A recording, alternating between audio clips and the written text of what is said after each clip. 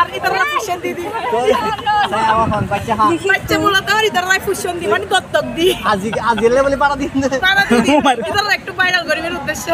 তো আনো নিজে বাচ্চা গেলে মানছে বাদে তাহলে ওই যে হইলাম না বন্ধু ইবা আজ আমার আলি তাই বাধা করওয়ালি চল না আমি এবার হাম আছে সাইবানা রাখি দি নাকি জামাই আজ আমি না জামাই নাই জামাই বাইরে ই বলতে আধা করওয়ালি আই আজ একটু ফ্রি আড়ি বলা আমরা চেরি তারা দিবা লাইলাম তবে বে ফুল করওয়ালি আই ইবে কিন্তু আবার আধা করওয়ালি বাচ্চা বলো আরেকজন আজকে বাচ্চা ওর বলতে খালামণি তো খালা তো মায়ের বোনই হয় না এক প্রকার মাই হয় খালা মা ওই জন্য মেয়ে দাবি করছে আর কি তবে অরিজিনালি মেয়ে এটা হচ্ছে আমাদের দুজনের সেখানকার চেষ্টা হবে এখানে পাশ করে 2020 সালে তো আমাদের সন্তান একমাত্র মেয়ে আজকে আমরা আমাদের মেয়েকে নিয়ে আমরা অন্যদেশে আসছি এর নামটা একটু বলেন কোন ডিপার্টমেন্ট আমাদের মেয়ের নাম হচ্ছে ওয়াজিফা হাসান চৌধুরী আপনাদের নামগুলো বলেন ওয়াজিফা হাসান চৌধুরী মুস্কান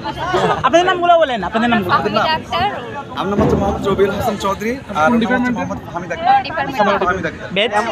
আমরা টেস্ট পাবে ল ডিপার্টমেন্ট কেমন লাগছে আসলে এটা বলা